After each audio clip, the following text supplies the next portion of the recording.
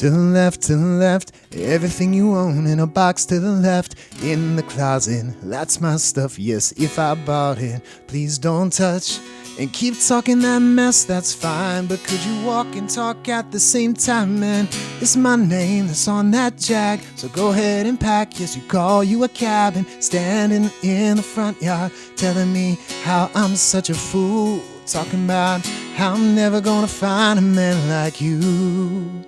You got me twisting, you must not know about me, you must not know about me. I can have another you in a minute, matter of fact, he'll be here in a minute. Don't you ever for a second get to thinking you're irreplaceable. This episode's been coming for a long time, and today we're finally talking about Queen Bee. So get in formation. It's time to talk about Beyoncé.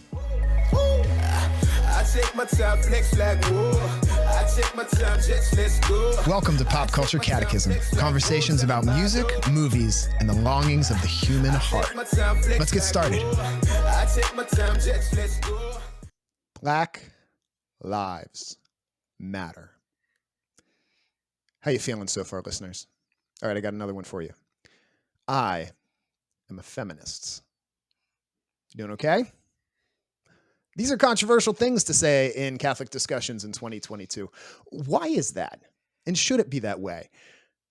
Are these things, these ideas, are they at odds with the Catholic view of the world? Are they totally congruent? Is there an authentically version of feminism, authentically Catholic version of feminism? Is there an authentically Catholic version of anti-racism? And what does that look like? And what about love? What's love got to do with it? Today, we are talking about Beyoncé, one of the biggest musical artists ever. She's crossed over every genre, and she started off her career talking about the things that most musical artists talk about, dancing in the club, love and heartbreak and all those sorts of things. But as her career has gone on and as she's become more and more of a phenomenon, her career has increasingly focused on some more political issues, and not in the way that a lot of other artists normally do. And so today we're talking about the music and the message of Queen Bee, Beyoncé. And to have this conversation, I was looking for a while for someone who would be a good person to have this conversation with. And I found her. Her name is Marcia Lane-McGee, and she is the vice president of New Wave Feminists. I saw her at NCYC, the National Catholic Youth Conference, where I was a musician this past November, and she was a speaker. She was also on my friend Julia Struckley's podcast, 7 Mile Chats, where Julia was on our Britney episode, and Marcia also runs the Plaid Skirts in Basic Black podcast. And she's the author of a new book called Fat Luther, Slim Pickens, a Black Catholic celebration of faith, tradition, and diversity. My name is Mike Tenney. I'm a Catholic speaker and worship leader from Washington, D.C. I spent over a decade teaching Catholic high school theology and also trying to make it big as a rock star. And now I'm blessed to speak with thousands of people each year through various events and also Pop Culture Catechism. This is Pop Culture Catechism, the gospel according to pop music and movies, where we look for God's love in the media, in the music, and the movies that you are plugged into, so that then when we unplug at the end of this episode, we can go out into the world and we can live God's love better and experience it better. So my hope for you by the end of this episode is that we're going to have some things that you can do today to help you know God's love and live God's love. I want to welcome to the show Marcia Lane-McGee. Marcia, how are you? I'm doing okay. How are you? It's good to be here. Yeah. So Marcia, tell us about yourself. You must not know about me. You must not know about me. But it's okay. Wonderful. I won't find another you in a minute. It's fine. You're good just the way you are. This is wonderful already. Yeah. So, tell us about yourself. Well, I'm Marcia Lane-McGee. I am an author, speaker, and podcaster. Like you said, I am also an aunt to a host of nieces and nephews, and that is my favorite thing to be because I get to spoil them and give them back to my sisters and brothers. I'm just saying. I am also I am Black, Catholic, feminist. I have been called much to not my chagrin, but what they hope was woke. I'm like, oh. Okay. Mm-hmm. Everyone's like, oh, well, you're woke. And I go, that is not an insult. And that's an Mm-hmm. appropriated term. And we can talk about that later. Yep. But I am absolutely happy to be here to talk about all things Beyonce, Black, Catholic, feminism, Black Lives Matter, all of it. I'm Very here for cool. it. So Awesome. Cool.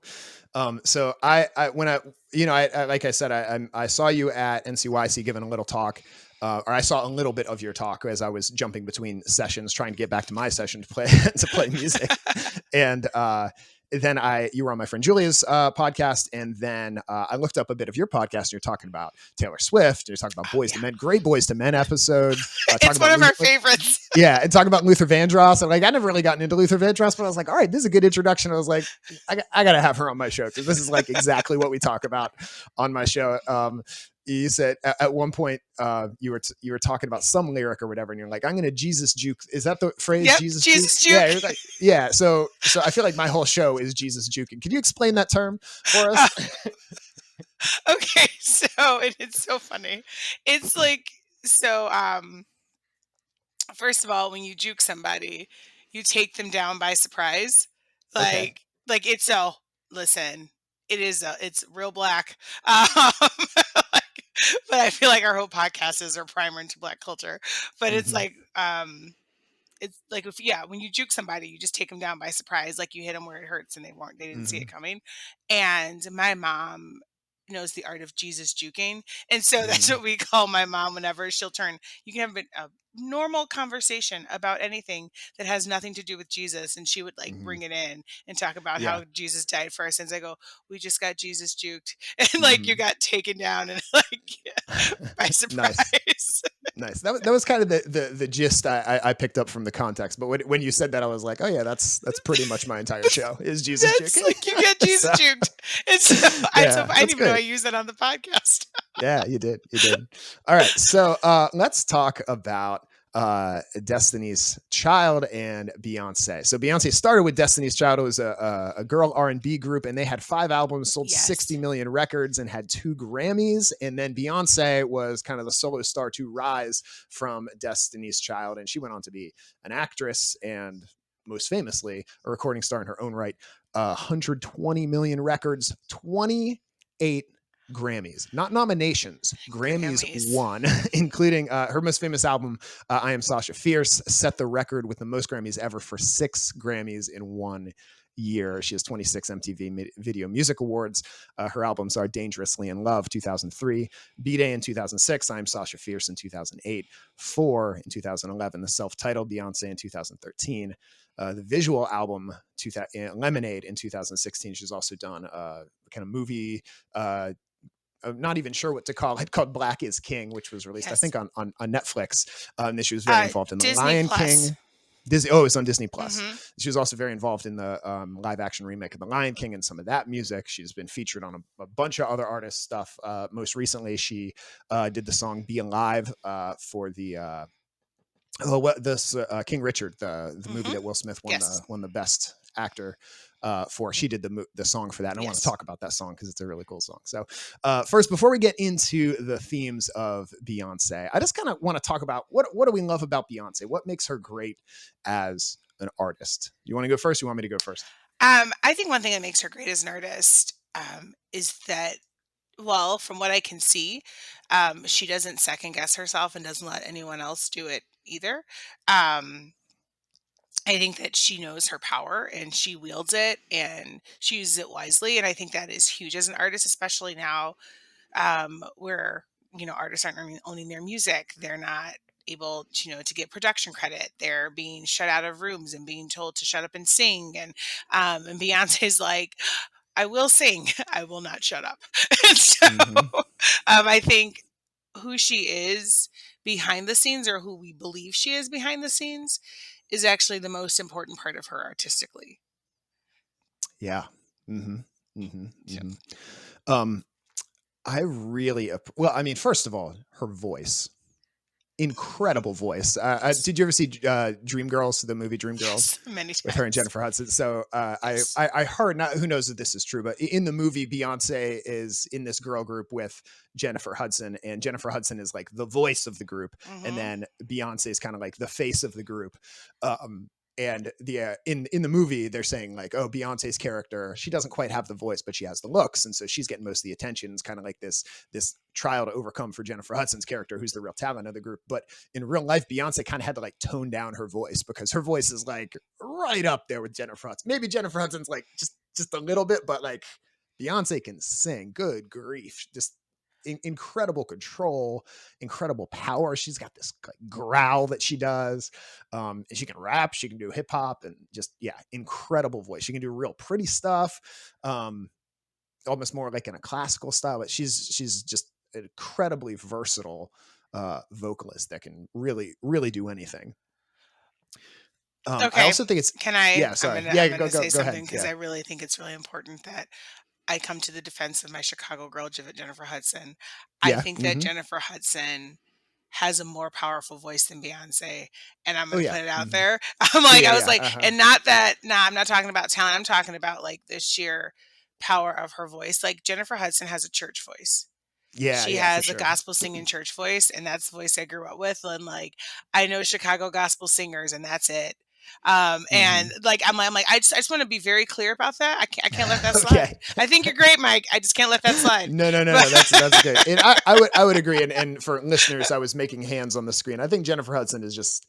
I think she's a little bit better than Beyonce, but I'm just saying Beyonce can hang. Beyonce can hang. She can absolutely hang. I just want to make that clear. Okay, yeah, I would agree with that.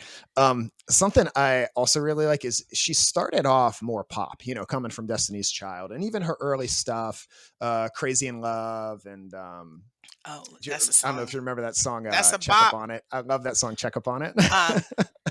Listen, okay, those are all still bops. All still bops, yeah. But it's interesting. I feel like a lot of artists, they start out kind of hardcore into a specific genre, and then they kind of gradually become more pop. And she's kind of almost gone the opposite direction, where she started very pop, and then she's kind of gone like harder into the hip hop elements as she's gone through. Like she wasn't doing stuff like Formation early on, and anyway, so I just think that's cool. She's really highlighting the best of hip hop and R&B, just kind of bring that into the pop world. And I feel like for many people who aren't into R&B and hip hop, she's a bit of an ambassador in bringing those sounds more into the mainstream. So yeah. Anything else you love about Beyonce before we get into the spirituality and the themes of it? Okay, so I don't know if there's I'm just going to say it. So Beyonce is also someone who is fully aware of the light skin privilege that she has. And she actually addresses it in Formation. But it's one of those things where she didn't trade on it. She absolutely recognized that she had light skin privilege. And I think that caused her to prove herself more as a Black artist, and to be as exceptional as she is. I think that is, I don't know if you're aware of that there's a light skin privilege in Black community or what that looks like, or, okay. I wasn't sure. But so for your listeners who don't understand, Black people aren't created equal, period. Stop. But also not all Black people are created equal. And a lot has to do with like, people who are darker are not treated as well, and people who are lighter are treated better. Like it goes down back to slavery, where if you had lighter skin, you worked in the house. If you had darker skin, you worked in the fields. And I think that, and light skin privilege it still exists. And instead of trading on that, she worked harder to deserve, not like, and I say quote unquote, like deserve, like my hands are in quotation marks, deserve her role in the R&B hip hop, like in the Black artist sphere. And I think that caused her to work harder and be more exceptional to make sure that people understood, I deserve to be here. Don't for a minute say that I'm here because I'm light skinned. And I think that's really important. Yeah. So thank you for bringing that up. So I first became aware that this was a thing. I worked at a Catholic high school for many years. And while the time I was there was a big demographic change where when I first came in, it was probably about 60-70% white. And by the time I left just a couple of years ago, we were probably 70-80% Black. And I learned a lot during that time, and one of the things I learned was, first of all, just like how much Beyonce means to young Black people, especially young girls. And one of the things they talk about, they'd be like, "Oh, she light skinned," and talking about another girl, and I was like, Explain this to me, this light skin, dark skin thing." Like I didn't understand. Yeah. So I taught an ethics class, so we were always talking about racism and social justice and all sorts of stuff. And so they would say, light skinned girls are generally considered prettier. And you think about the famous Black actresses, Halle Berry, very light skinned, Lena Horne. Alicia Keys, like the ones that are considered prettier are generally considered more light skinned. And so I want to specifically, the song that I'm thinking of is Brown Skin Girl. Are you familiar with this song? Yeah, I was trying to find my Brown Skin Girl t-shirt to wear, and I was like, where did I put it? It might be in the laundry. Yeah. So yes, I am familiar. Yeah. So this song, I would have students talk to me about this song all the time, and just like how meaningful it was to hear somebody singing about Black skin being beautiful. And she talks about Lupita. Lupita is a famous actress, but darker skin, and the fact that she's one of the first that's generally considered very beautiful. Yep. And and even just myself as a man, and thinking of as I've grown up and matured, and just thinking about like what do I find attractive, and what do I find sexy, and what is, like how much is that is socially conditioned, and how much is this, that, and the other thing. And I grew up in the 90s where like everybody was super rail thin, and anorexia and bulimia and plastic surgery and all sorts of stuff. And now there's like Photoshop. And so learning how I as a man have been kind of culturally conditioned in a lot of ways to be attracted to women that are so artificially thin that in many cases it is impossible for them to even exist. Like Maxim cover models are like 100% digitally created. And and just thinking about that, like I've most often been attracted to white girls, and to the extent that I was more attracted to Black girls, it tended to be lighter skinned Black girls. I'm like, why is that? And like, can I see beauty in a darker skinned person? And so just this has been something that just thinking about over the past few years, and just realizing how socially conditioned we can be to these things. Anyway, so that was something that my students really helped me to see. So I want to read a little bit from this song. So this is her verse in Brown Skin Girls. Have you looked in the mirror lately? I wish you could trade eyes with me, because there's complexities in complexion. Your skin, it glows like diamonds. Pigment like the earth. You be given birth to everything alive. Baby, know your worth. I love everything about you, from your nappy curls to every single curve. Your body natural. Same skin that was broken. Be the same skin taken over. Most things out of focus view, but when you're in the room, they notice you. And the chorus is brown skin girl, your skin just like pearls. Brown skin girl, skin just like pearls. Yeah. It's good. So I looked it up because that's interesting, because that something else my students taught me is like mirror on the wall, who's the fairest of them all. Like I never even realized that the word fair and the word beautiful, they're totally synonymous. And like Snow White, she's Snow White because she's supposed to be like pale and beautiful. It's like, anyway, so I that was just something I didn't realize. So I looked up, there are such thing as Black pearls. Yes. There are some places of the world there are Black pearls, because normally you think of pearls as white. So I thought that was interesting. But anyway, just seeing my students talk about and how important it was for them to see, especially the girls, talk about Blackness being celebrated as something beautiful is just something that I never considered, and something that I never thought about, and something that I think why Beyonce is so important for so many people. So. Yeah, no, and here's the thing. I think the shift happened when she had a brown skinned daughter. And I think that's something that's really important to note, because Beyonce's music has always been, listen, Crazy in Love, like you can't start a Beyonce song without me starting dancing. Like I'm on the Peloton. I don't have a Peloton, but I have the app. There's a Beyonce ride, and I'm like, here we go. Right.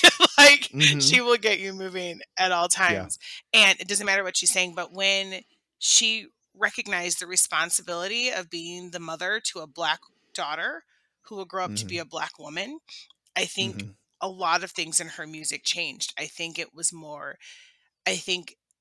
she was really realizing, I need to leave a legacy, not as Beyonce the daughter, but as like Beyonce Knowles Carter the mom to Blue Ivy. And I think Blue Ivy changed a lot of things for her. Like with Brown Skin Girl, with all of it, with Formation, everything. Okay, ladies, now let's get in formation. Yeah, it's such a good song. Hot sauce in my bag, swag. Swag. Just celebrating. She talks about like her heritage coming from the Creole, and just anyway. So it's really cool her singing about that and celebrating it. And again, something. So I want to talk a little bit about privilege, because I think this is another like highly charged political word that I think sometimes people can trip over, and I think sometimes people object to it because people almost see it as a way of being like, well, your life was easy. You have all these things that are undeserved. You just had things handed to you on a silver plate, and everybody's got struggles in their life. Life is hard for everybody, and so I think it's easy to be like, what do you mean I'm privileged? You don't know what I've gone through. You're judging me by the color of my skin and saying that my life is easy just because I'm white. And I think that's not what it's saying. But can you I feel like that's kind of the objection to that term. So can you kind of help us understand this term privilege a little bit?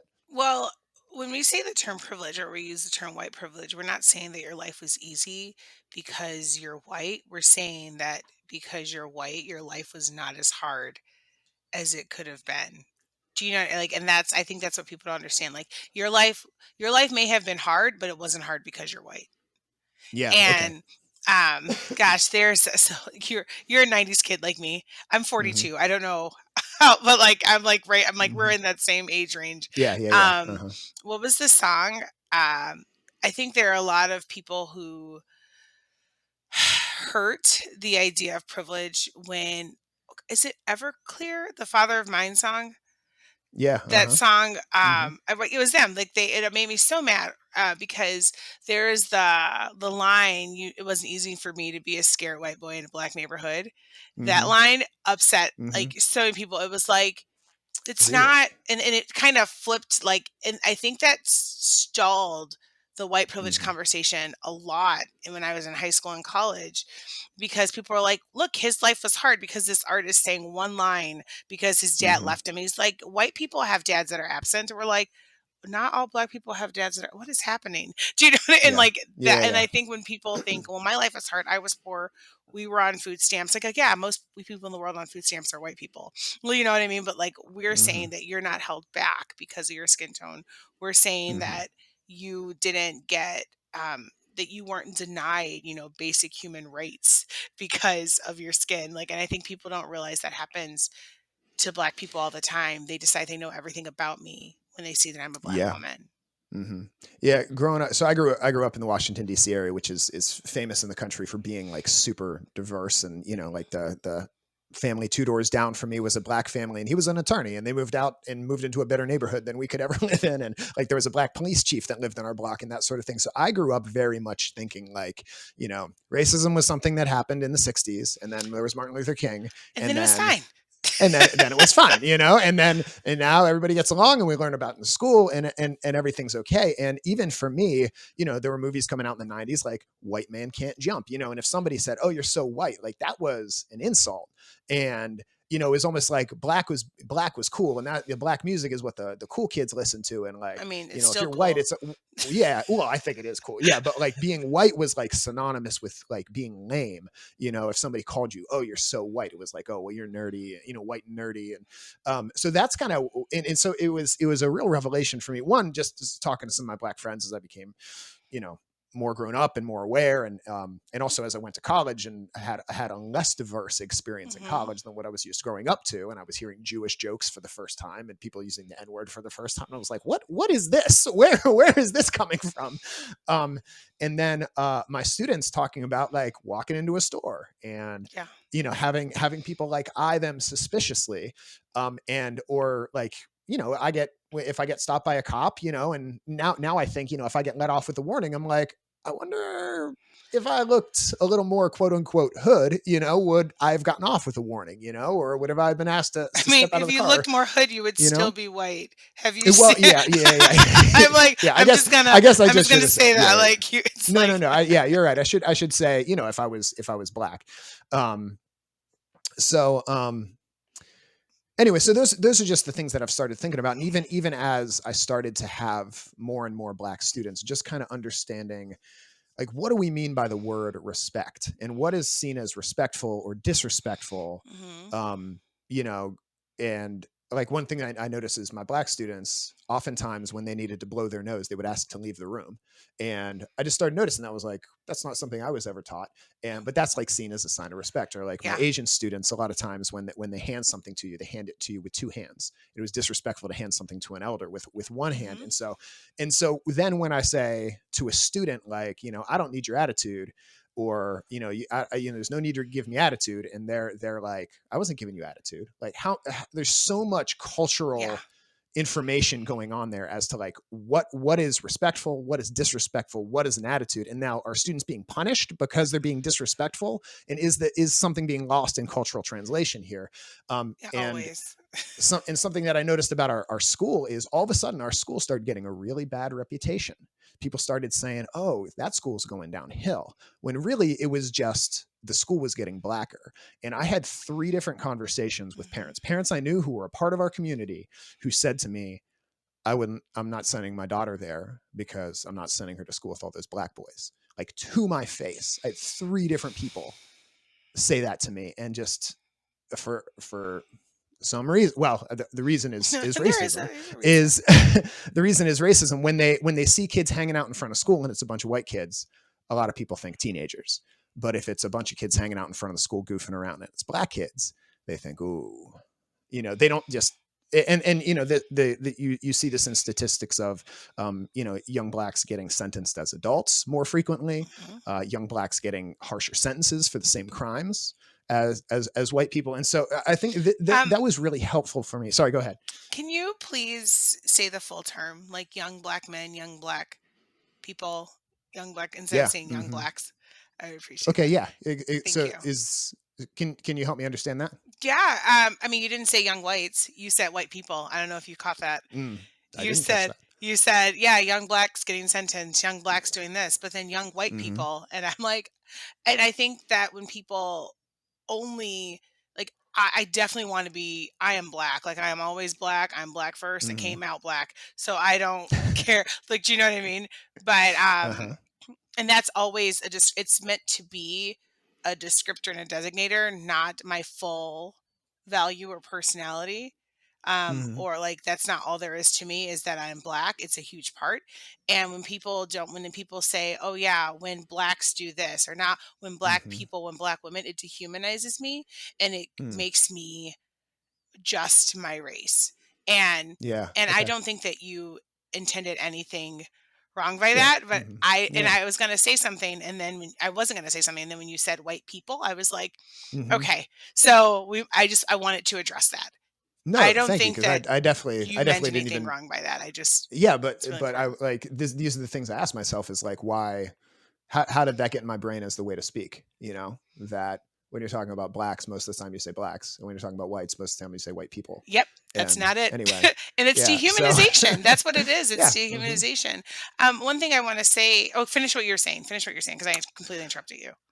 Well, and I was talking a lot, so I'm fine with being interrupted if you have something. So I kind of lost my train of thought. So go ahead, and maybe it'll jog. Well, I my wanted memory. to say another thing about privilege that people don't realize is that when your culture is the default, that's a privilege, right? So if you were to say, say, oh yeah, I was born in America, you'd be like, oh, you're American. I would say I was born in America. I'm more America. I'd be African American, right? Like, white people are the only people that just get to be Americans, right? Like, you're a Black American, Asian American. Do you know what I mean? Like, Latino American, and like, you're the default. When you have history class, you have American history, right? I was a lit major in college, and I took. Me too. Oh, yay! Look at that. I took American literature, right? And that was like the Norton Anthology and what have you and all the things. And then I also took African American literature, which was an elective, right? So when your culture is the required course and my culture is the elective, but if only if you have time or room to take it, that's a privilege. And I think people don't think about that at all. Like when your culture is the default for American history, when Black history is American history, we literally built America. We literally came here and picked all the cotton. We had to fight in your war to get you to be a country. We are American history. And I think that people don't think about that or they forget about that. I mean, just walk in Boston and you would learn that. You'd see that. And so, and I think that that is a huge part that people don't understand about privilege is that you get to see yourself represented on the screen every single day. Yeah. That is, and bringing it back to Beyoncé is that people lost their minds when Formation came out because white girls who were listening to Beyoncé didn't understand and they were confused and uncomfortable. And we all had to say, baby girl, it's not for you. Like you thought all this music was for you. And Beyonce's like, no, Formation's actually not for you. You can enjoy it and you can love it. It's not for you. And it kind of blew everyone's mind. And I think it really helped people understand, like, do you see now? Do you see that the privilege of thinking that everything created, even for people who don't look like you, is for you? And when it's not, there is an uproar and an uprising. So Well, I don't know if you knew that surrounding Formation, that there. I remember there was some uproar. I don't remember exactly what it was about, but just what that makes me think of is like that's one of the things I love. Why I was a literature major and why I've always loved stories and why I love music is because it lets you in on somebody else's experience. As much as you can ever truly understand somebody else's experience and walk in somebody else's shoes, I think music and literature allows you to do that. And, the vulnerability of artists and writers and creators where they open these parts of themselves up to you. And like the fact that I feel like I can connect to Beyonce singing about hot sauce in her bag, even though like I don't carry a bag and I wouldn't carry hot sauce in the bag even if I did, but like there's something about that. And like there's something about when she sings about celebrate the nappy curls or whatever, and I'm like, yeah, like there's something that's common about the human experience, and I think this is where I think the Catholic vision is really beautiful, is because fundamentally, what are we at our core? We're children of God, created in His image and likeness, and I think this is where this is kind of like what the colorblind movement was trying to get at. The colorblind movement. Yeah, we're gonna talk about where it failed. We're gonna talk about where it failed. But the idea of like what growing up, we heard it should be colorblind and not see race and that sort of thing. And I think the good thing there that they're trying to get at is that fundamentally at the core we're human beings. But I think where that failed, especially for white people, is that then it kind of allows you to go through life thinking uncritically about race and about race relations.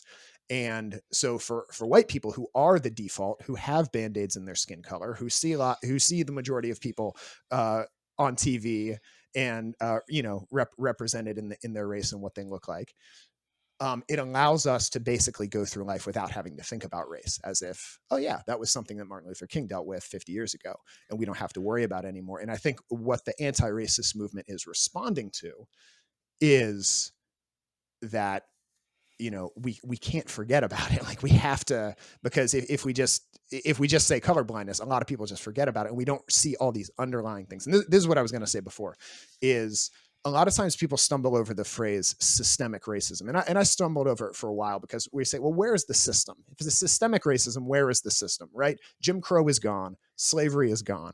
Where is the system? In fact, a lot of ways, the system favors minorities with, college admissions and scholarships and hiring quotas and those sorts of things. But systemic can also not just mean it's a system built around stuff, but systemic can also mean that it's throughout the system. Like if you have a systemic infection, that infection is throughout your body. And so when we look at housing prices and how the more Black people that move into an area, it tends to make housing prices go down. And then it's harder for Black people to build wealth. right? And so, and so there's all sorts of little under the surface, unofficial, not written into the laws where it says Black people can't use this water fountain. That's not there anymore. But there's still all these kind of under the surface ways that absolutely are systemic because they're throughout our system. And I think the Catholic vision is going to be authentically remembering at the core, we are one, right? It's not this war between white and black, between the haves and the have-nots. It's not this power struggle that maybe some more modern and postmodern philosophies would have us believe. We really are one people. But at the same time, there are important differences that should be noticed and recognized and celebrated. And where there's disparities, we need to work on that. So anyway, that's what I was going to say before. So I just want, so you saying like it's not a battle between the haves and the have-nots? Like I think it very much is, because the people who have are trying to maintain what they have. I think that I think the huge pushback with like equity and equality is that people think that they're going to have less. Right? People are like, well, I'm going to get less, and I like what I have, and I'm comfortable where I'm at. And that is where the pushback is. So it always is a battle between who has and has not, who has the privilege, who doesn't have it. And people, and here's the thing, don't let someone tell you they don't recognize their privilege, because if they didn't recognize their privilege, they wouldn't have any problem sharing it or helping or using it to make a difference. Everyone recognizes, like everyone who has privilege recognizes they have privilege. I have privilege. Like I'm a Black plus size woman, right? And so there's not a lot of privilege that people think I have, but I know that because of how I present myself, I can get anything I want on the phone. I Like, I know that sounds crazy. I have family members that are like, I need you to make some phone calls for me. And it's a real thing. Since I've been in high school, people are like, you're going to make these phone calls. You're going to help us get what we need. I definitely have phone privilege because of the way I talk. This is the way I talk, right? People say you talk white. I just talk. This is how I talk. I grew up on the north side of Chicago. This is how north side Chicagoans talk. And I recognize that. Like it would be silly of me to believe I don't have a privilege when I talk on the phone. Then how come I can get what I need every single time I make a phone call to customer service, but my cousin can't? Right? Because your cousin sounds more quote unquote Black? Yes. Quote unquote. Yes. Interesting. Do you know what, like, people on the phone don't know that I'm Black. Yeah. My name is Marcia Lane-McGee. No person believes I'm Black on the phone, right? Do you know what I mean? Like that, like I have privilege with my name. I have privilege with my voice. I recognize that. But once you see me in person, it all kind of falls away. They're like, you're fat and Black and a woman. Like, right? And so that completely, like it goes out the window. But for a while, I know that I have it and I can use it. And so I think people who, there is that struggle between the haves and the have-nots, because people want to hold on to their privilege and they don't want it to cost them anything. They're not ready to live in solidarity because that comes at a cost, right? And so there's, I really do believe that. I don't believe that Black people have an easier time getting into college. I think that the programs that are created for Black people to get into college still have language in them that make it seem that Black people are less than. Like, oh, we're going to help you. We're going to give you a leg up. When I was in a program in college, and so I was in college. I got, there was this scholars program. It was called, I don't want to name the name of it. It was just a scholars program. And I was like, okay, great. And we all got accepted into it. And I was really excited. I went to a prep school. Okay. I went to a prep school, like Catholic, all girls, full on prep, everything. I am whip smart. Got into college, got into the scholars program. I was very excited about it. And I fully realized that this was my friend and I, she's Mexican, and we both went to the same high school. Okay. And we get there and we're realizing that, oh my gosh, they think we're stupid minorities, and this was to help give us a leg up.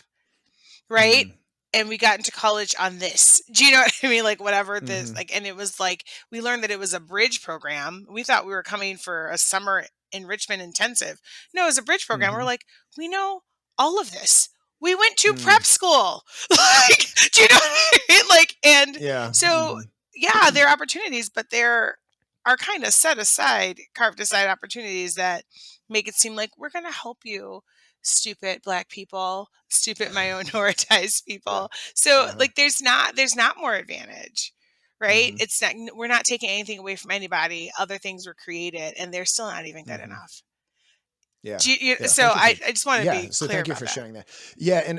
And so the thing about the power struggle between the haves and the have-nots, if I can go philosophical for a second, because I think you're right. It's not about the power struggle, and I think there's two extremes to avoid, and we see both of them in Christianity.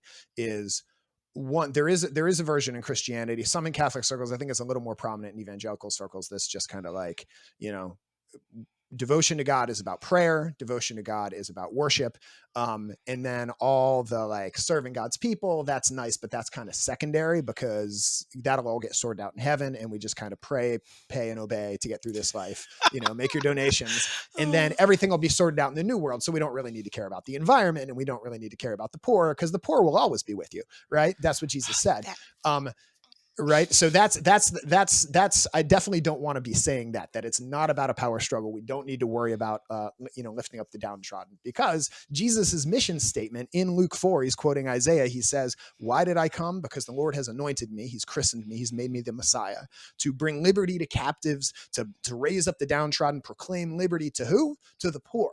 Right. So there's this social mission, and social justice is a Catholic word that is not extraneous. It's not extra. It is fundamental to the gospel, is, liberation, this message of liberation. And now what I was trying to say before is there is a strain, and I think this is where accusations of like quote unquote Marxism come in, is Marx's philosophy was that the human person is not fundamentally a child of God. The human person is fundamentally determined by their socioeconomic status. And so you have, you basically, you are more defined by your place in society than you are by your humanity, basically. And that's why ultimately, to have any real change, we need this violent overthrow, and it doesn't matter how many people we kill. And that's a real danger, and it killed a lot of people in the 20th century. So So I think there's two extremes to avoid there. And I think that's why the Catholic vision is so beautiful, is because yes, we focus on real world liberation in the here and now, but we also recognize at our core, we are, we're all children of God, and ultimately sin is the enemy, and those people over there who have more than me are not the enemy, and those people over there who look differently than me are not the enemy, who are trying to take what I have aren't the enemy. Like ultimately we're on the same team. That solidarity that you were talking about. Well, yes. And I'm all about overthrowing the patriarchy and the racism and white and sometimes supremacy. Things need to be overthrown. They need to be dismantled, right? The whole thing. But I think when you dismantle, and anything that you dismantle, there are going to be people that are going to go down with the ship or the building, and there are going to be people hurt and lost in it. And that, not that we're like, oh, that's perfectly fine. But I just, when I think overthrow, and I go, well, you can overthrow people, like overthrow regimes, but the palace still exists, and what that stands for still exists. I'm like, dismantle it, tear it all down, like take it out, like getting that foundation and dig it up all day long. That's what I'm going to say. Yeah, and I agree then that get sometimes information. Yeah, and I agree. Sometimes things need to be overthrown. Even the Blessed Mother talks about that in the Magnificat, right? Blessed be the Lord, because he casts down the mighty from their thrones and lifts up the lowly. So sometimes that absolutely needs to happen. So, yeah. We got like a real off. No. I think I was going to start with love stuff and then get to anti-racism, but I'm glad we went there. So I want to close with just a bit from. I have some things from the Catechism. This is Pop Culture Catechism, so I want to read from the Catechism. It's Jesus Jukum. Let's do it. Jesus Jukum. All right. So this is 1934 paragraph in the Catechism. Created in the image of the one God, equally endowed with rational souls, all men have the same nature and the same origin, redeemed by the sacrifice of Christ, and are all called to participate in the same divine beatitude, and therefore enjoy an equal dignity. The equality of men rests essentially on their dignity as persons and the rights that flow from it. Men, of course, here meaning men and women, but they don't use that language in the Catechism. Every form of social or cultural discrimination in fundamental personal rights on the grounds of sex, race, color, social conditions, language, or religion must be curbed and eradicated as incompatible with God's design. There also exist sinful inequalities that affect millions of men and women. These are an open contradiction of the gospel. Their equal dignity as persons demands that we strive for fairer and more humane conditions. Excessive economic and social disparity between individuals and peoples of the one human race is a source of scandal and militates against social justice, equity, human dignity, as well as social and international. And apparently I cut off the last word. But anyway, that's, if you want to read more, that's 1934 in the Catechism. So, and also I have here a Bible quote from the book of Revelation. This is chapter 7, verses 9 and 10. And it's just a vision of all the people who are saved at the end of time. And it says, I look and behold a great multitude that no one can number, from every nation, from all tribes and peoples and languages, standing before the throne, before the Lamb, clothed with white robes and palm branches in their hands, and crying out with a loud voice, salvation belongs to our God who sits on the throne, into the Lamb. And anyway, so I just think that's a beautiful vision of all nations coming to the throne of God. So I was going to take us to feminism or next. Are we ready for that? I'm always ready All for right. feminism. All right. Can you handle it? So, feminism. Can you handle it? Catechism. Yeah. I'm going to stop. Yeah. And so one thing that I think is a principle from Catholic social teaching, which I think is key to understanding where kind of Catholicism intersects with feminism and also the anti-racist movement, is this idea of the preferential option for the poor. And that's a fancy term with simple meaning that basically just means we have lots of options for how to try to address the problems in society. We should prefer the option that helps the poor and vulnerable the most, because they're the ones that are most in need. And so, So when we say things like Black Lives Matter, it's not saying that white lives don't matter.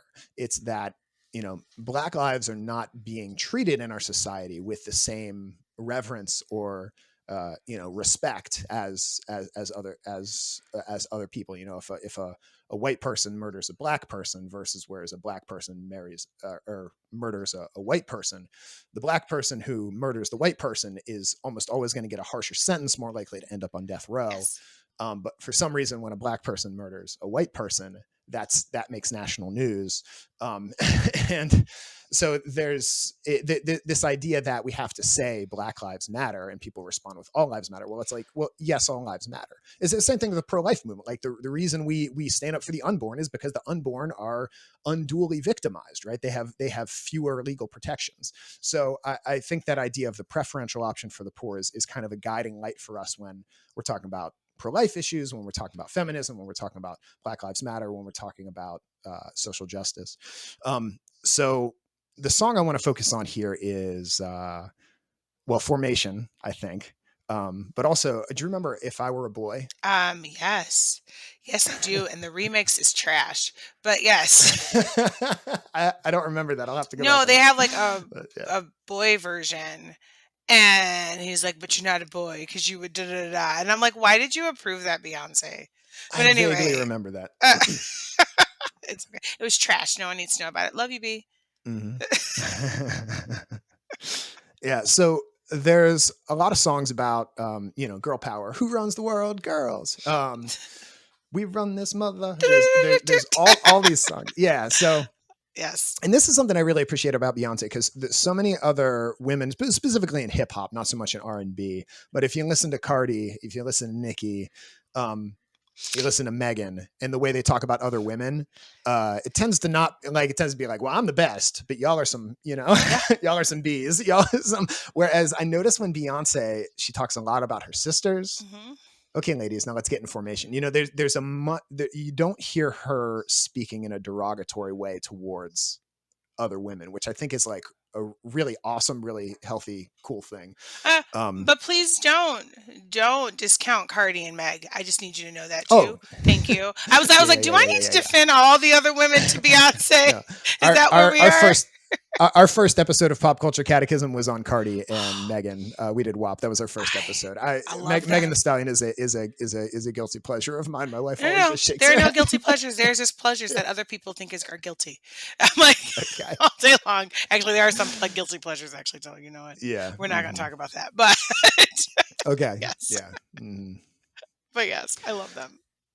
So let's talk about like what is the vision of Catholic feminism, because a lot of feminism in the broader culture is very very much abortion rights and that sort of thing. So, and some people even question, can you be a Catholic feminist? You are the vice president of an organization called New Wave Feminists. Yes. So can you help us understand, as a Catholic, as a woman, as a feminist, like help us sort this out, if you would. Well, feminism, when I first learned about it in school, I remember this. I don't know what we were learning. Maybe, maybe it was in my all girls college prep high school, but we talked about it. Like, well, feminist means that, you want equal rights for men and women. And I was like, well, yeah, everyone should be a feminist. That's what it is. But without recognizing there were a lot more, not even nuances. They're just other components to feminism. And what that is, and I think what people think it is or take it to mean now. But as a person who's a feminist, I'm not like equal rights is not my main goal. It's equity. And I think that people want to say equality, and like equality really hurts us, right? When we're saying as feminists we want equality, because at the end of the day, I do not want to be treated like a man. I don't want man to be default. And that's kind of what that's saying. If I want equality, then I want the male body, male form, male mindset to be the default. And that's not okay. I want equity. I want to be appreciated, celebrated, and revered in my biological sex and in my gender, just as men are. Right. Yeah. And I think that that's where, and as a Catholic feminist and a pro-life feminist, even though I very much dislike the word pro-life and what it's become, but I think that we recognize that like abortion and other things that degrade women thrive because we've made the male form normative. And so I think that as Catholics, that if we are allowing equity and making room and giving voice to the marginalized, which are women, which is really insane to me that women are marginalized, because a woman bore God, and then a woman was the first to preach the living God. But sure, women are less than. We don't have the same rights sometimes. But I think as a Catholic, that's kind of where my basis is, where it's like, if I was strong enough, if my form was strong enough to bear God, not just the Son of God, but actual God, and to preach the risen Lord, I should have a seat at the table. I should have equity. I don't need to be treated like a man, but I should be celebrated and revered as who I am as a woman and my feminine genius, just like a male is revered and celebrated. So we talked about this a little bit with my friend Julia in the Brittany episode of who is amazing, both Julia and Brittany. Yeah, but I remember just I just kind of the same way I grew up with my thoughts about racism being mainly a thing of the past. I basically grew up with the same thought of feminism, mainly of women's subjugation also generally being a thing of the past. But there's so many little things that go under the surface that I've become much more aware of as I've gotten older. And one was I was just in a meeting with colleagues, and one of my female colleagues had this brilliant idea that just like totally solved the problem we were talking about. We were talking about it. She came up with this idea and was like, that solved the problem. And then we kept talking, and I was like, wait, didn't we solve the problem? And then like I went back and I was like, what about this idea? And everyone was like, great idea. And I was like, well, she said that, you know. And just a couple, I've had a few interactions like that. And I remember one time I was on I was selecting something from our parish. I was on a board of people talking about selecting someone to do something for our parish, and one of the people we were considering was a woman a young woman just got married, and I was like, well, she's probably going to get pregnant pretty soon. And somebody said, well, that's like illegal for us to consider. And I was like, huh. Yes, it is. Oh, yeah, that makes total sense. Like she explained it to me, and I was like, oh, so I can see how someone, you know, like me thinking I'm very smart, trying to think through the practicals, and is like, oh, this is a keen observation I'm having here, you know. But when she brought it up to me, I was like, oh, so this is like, this is how these systems get built. Is it's thought processes like this. And I needed a woman to say to me, like, do you realize that is, you know, it seems obvious now, but it didn't seem obvious to me at the time. But that's like clear discrimination against a woman, that because she might get pregnant, you might not give her this opportunity that you would give to someone else who doesn't have that. And that would even reinforce the demand for abortion, right? Yes. And here I am, Catholic theology teacher, you know, like, so just as I've grown up, I've seen more and more things like that have made me realize, like, oh, so this feminism thing is like really, like, we really need it. We really need a robust, you know, Catholic, you know, founded in human dignity, vision of feminism. So yeah. Anyway, I also, it's funny when you say that. There's like a lot going on right now. I don't know if you've seen on Instagram that there's a push. There's an organization that is pushing for the Diocese of America to consider paid leave for women. I did see which that. Is huge. And I realized I worked in a diocese that didn't at one time. Well, I don't know if they still don't offer any type of paid. And I was like, I don't understand. I go, this is the Catholic Church, right? Yeah. I think that because the church doesn't allow itself the privilege of the female perspective in the places where it matters. And I think that really hurts our growth and our moving forward. Because if you don't, because just like not putting a woman in the mix of, you know, creating life and growth and moving forward, if you don't put a woman in the mix where decisions are being made, you hinder your growth and moving forward, right? Like you can't have a baby without a woman, right? Yeah. No matter what, no matter where science is, you still need a womb, y'all. Like, that's all I'm going to say. Yeah. But without having the privilege of the female perspective, there you get dioceses that don't consider paid maternity leave. Yeah. Where it's the women who will provide our priests, the women who provide the church, like literally provide the people of God. Yeah, and who in most cases are doing the lion's share of the work in the domestic church in the homes, you know, still in 2022. I'm a stay-at-home dad when I'm not doing stuff like this, but for most households, it's the mom who's doing most of that domestic church work. When I saw that on Instagram, I was like, you mean to tell me that there's like hardly any diocese that has like paid maternity leave? Yeah. It's hard to believe. And so I think it's unjust. And the church is called to be the most just employer. And when you look at that, it's like, that's what happens. That's what happens when you have a solely male perspective. That's what happens. Not only a solely male perspective, but a male perspective that does not have a family. Mm-hmm. right? Yeah. Well, and I think that's one of the good things. So Pope Francis has started including women on more like Vatican boards and councils that just like traditionally have always been stocked with priests. We talk about clericalism in the church. It's like there's nothing in church teaching that says like this office in the Vatican has to be headed by a priest. Like it could definitely be headed by a lay person.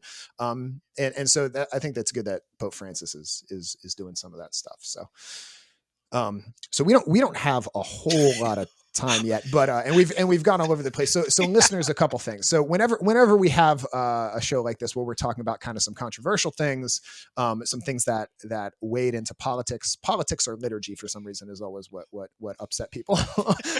But I just want to encourage you that you might be upset at something we said or at something we didn't say, and that's okay. That's part of the reason I call this show Pop Culture Catechism, is because many of the catechisms through history have been a dialogue. St. Augustine wrote that way. St. Thomas Aquinas wrote that way. The Baltimore Catechism was that way.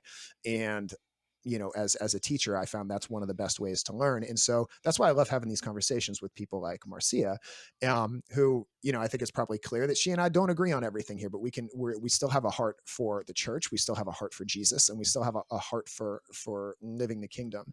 And that's part of how we learn, and part of how we grow is by hearing people with different opinions and different experiences. And so I would just encourage you to if you are feeling a little triggered, that's fine, and that's normal. But it doesn't mean you're not welcome here, and it doesn't mean that we don't maybe all have some things to learn. And if you do have things to say, you can throw those in the comments, or respond to us, and you can let us know what we think. We love all that. So I want to so we talked mainly about racism and anti-racism and feminism. Are there any closing thoughts or anything you want to throw in there that we missed? I know. I feel like I know we could go on all day, but is there anything that we like absolutely missed that we need to throw in that you can think of? We did, and I'm so sad because I was really excited to get into the whole body positivity part of Beyonce, and I was like, but it's okay. It's okay. Just, just listen to Beyonce and move. Like, you'll be fine. But yeah, no, I just think that whole, that was a huge part that I loved about, I love about her. Even though she's got like one of the best bodies in the world, and everyone's like, I love my body because of Beyonce, and it looks nothing like your body. That's really cool. I don't think I'd realized that. So I told my listeners at the beginning of this show that by the end we would try to give them some gospel takeaways, some things that they could take and put into their lives today when they take out their earbuds. If you could just think of one thing from this episode that you're going to take with you today, and I'll try to do the thing. You want to go first? You want me? I want you to go first. Okay, I'll go first. So I think you used this word a couple of times, and I think it's so important. It's another word from Catholic social teaching, the word solidarity. And it's the idea that we are of one heart and mind with those who are on the surface different than us. And that conversations like this, and conversations with those who we don't often talk to, people that look different than us and experience life different than us, who have different things than us, that live in different parts of the country than us, that just live a different way of life than us, that those conversations are so important, and that perspective of other people's perspective is so important, and it's so easy to live in our echo chambers. It's so easy to self-segregate based on our Facebook or Twitter or Instagram feeds. It's so easy to self-segregate based on the housing community we live in or the dorm we live in.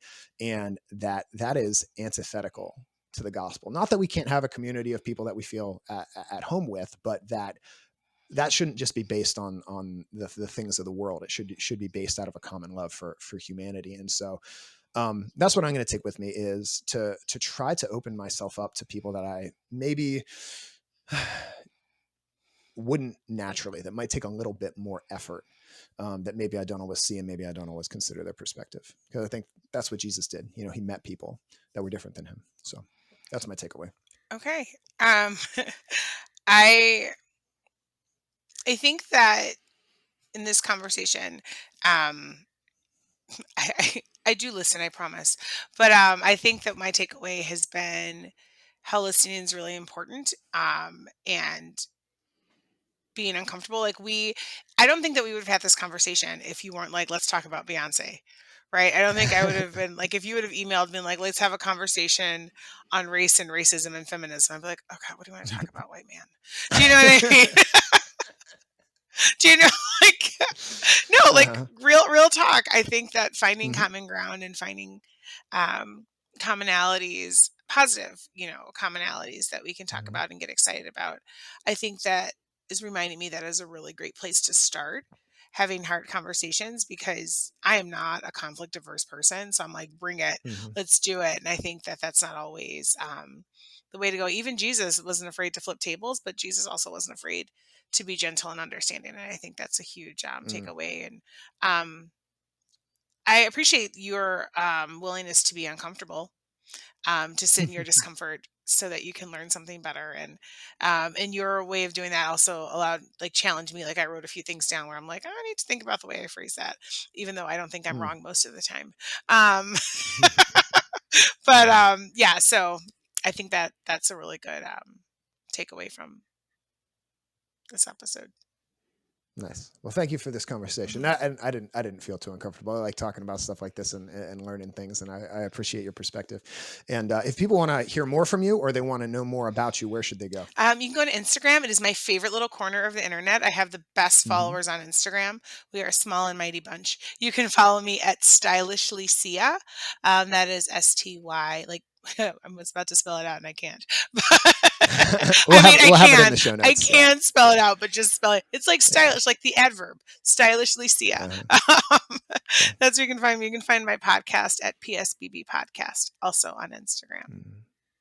Awesome. Yeah, and you have some great episodes on there. And if you don't have enough pop culture Catholic commentary on this podcast, definitely go check out hers, because she has you guys have some great stuff. And you have your new book is out. Yes, it is. It's called Fat Mm-hmm. Luther Slim Pickens. Mm-hmm. It is Luther Vandross is our inspiration, apparently.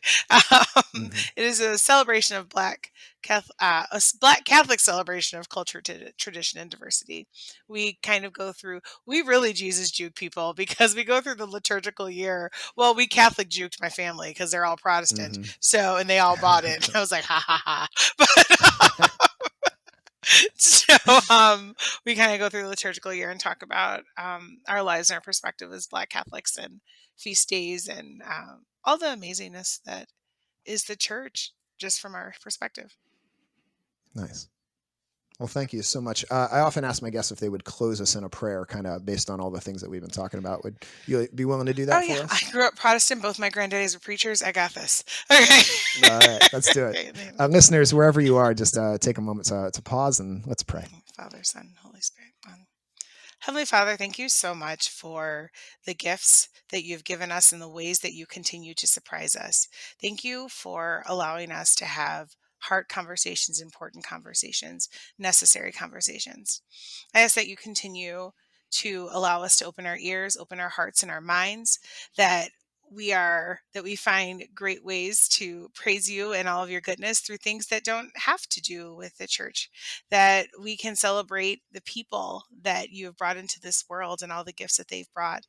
I ask that you allow us to continue on these conversations. I ask that you allow us to seek out other resources and seek out other people and find commonalities, and allow us to sit in discomfort and to stand in solidarity. All this we ask through your Son, Jesus Christ. Amen. Amen. Father, Son, Holy Spirit. Amen. Marcia, thank you so much, and thank you for this conversation. Listeners, thank you to you. And if you have appreciated this conversation, if you learned something, if you were challenged, if there's somebody you think needs to hear it, the best way you can support us is by sharing this episode with somebody. Just text it to them, take a screenshot, share it on your socials or something, and just say, hey, I think this is a conversation you would really appreciate. Maybe they're a Beyonce stan, or maybe this would just be a conversation that they would appreciate. And the last way that you can help us, if you're really feeling motivated, is you can go to popculturecatechism.com and you can join our patron community. There are 6 levels at which you can be a patron of this show and find something that fits your budget or your tithe and give on a monthly basis. And with that, you get exclusive content with each episode. Like, so for example, when the new Beyonce album finally comes out, I'm going to do a review of that. I'm going to do a review of that, and that will only be for patrons. All my talks that I give in my speaking ministry are on there. There's all sorts of stuff that is only for patrons. So go to popculturecatechism.com and please help support this show and everything that goes on at Awaken Catholic. Also, I want to tell you about the Awaken Catholic app, which is kind of a hub for all the shows on Awaken Catholic, but it's also a great Catholic community for like-minded people where we try to avoid some of the toxicity that goes on in other places on social media. It's free for everyone. There's a great Catholic prayer library and music library on there. And then if you are a patron of any of the shows, you get access to all the Awaken Nation content with lots of stuff from me and other show hosts as well. So thank you so much for listening, Marcia. Thank you for being my guest today. Thank you for having me. Viewers, you're welcome. Viewers, listeners, we love you and God loves you more. And a special thank you to our patrons who make this show possible, especially Carl and Melissa Gore, Lisa and Bob Tenney, Steve and Maggie Hubbard, Rob Smith, and Tom and Emily Camberiotti. Thank you guys who make this show possible. Peace.